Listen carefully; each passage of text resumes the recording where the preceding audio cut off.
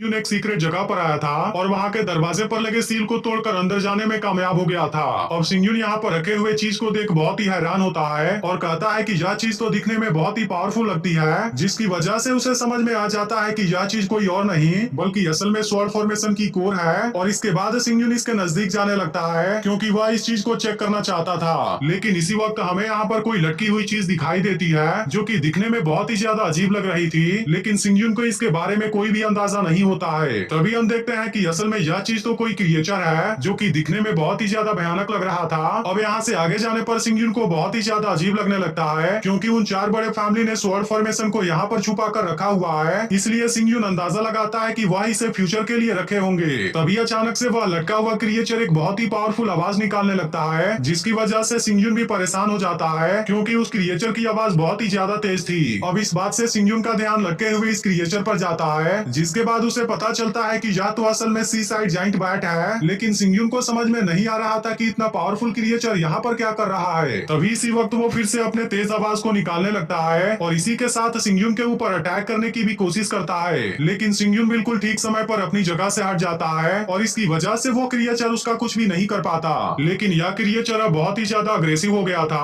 और इसके बाद वो सिंगयुन के ऊपर अटैक करने के लिए रेडी हो जाता है। अब यह देख सिंगयुन भी इसका सामना करने के लिए अपना हैवी स्वॉर्ड निकाल लेता है और इसके बाद वो क्रिएचर जैसे ही इसके ऊपर अटैक करने की कोशिश करता है, इस बार भी सिंगयुन इसके अटैक से खुद को बचा लेता है। इसके बाद सिंगयुन इस बात का फायदा उठाता है और इसके पीछे से जाकर अपने हैवी स्वॉर्ड से अटैक करने की कोशिश करता है, लेकिन इसके अटैक से क्रिएचर को कुछ भी नहीं होता क्योंकि असल में उसका स्किन बहुत ही ज्यादा हार्ड होता है। अब यह देखते ही क्रिएचर भी सिंगयुन के ऊपर अपने पूंछ से अटैक करने की कोशिश करता है और इसके बाद वो अपने फ्लेम का यूज करने भी जाता है, लेकिन सिंगयुन बिल्कुल ठीक समय पर अपने चारों ओर बैरियर क्रिएट कर देता है, जिसकी वजह से क्रिएचर का फ्लेम उसे कुछ भी नहीं कर पाता। लेकिन इसके बाद हम देखते हैं कि क्रिएचर इस बात से और भी ज्यादा गुस्सा हो गया था और वो एक बार फिर से सिंगयुन के ऊपर अटैक करने का प्लान कर रहा था, लेकिन तभी सिंगयुन भी अपने वाइंड और लाइटिंग पावर का यूज करना शुरू कर देता है और इसकी मदद से क्रिएचर के ऊपर अटैक करके उसे कैद कर देता है। अब इस अटैक की वजह से क्रिएचर खुद को बचाने के लिए कुछ भी नहीं कर पाता क्योंकि यह अटैक बहुत ही ज्यादा पावरफुल होता है। इसके बाद सिंगयुन अपने हैवी स्वॉर्ड से इस पर अटैक कर देता है और इस तरह बहुत ही आसानी से वो इस क्रिएचर को मारने में कामयाब हो जाता है। इसके बाद सिंगयुन यहाँ रखे हुए हैवी स्वॉर्ड के पास आता है और इसे अपने हाथों से टच करना शुरू कर देता है क्योंकि असल में वो इसे डिस्ट्रॉय कर देना चाहता था।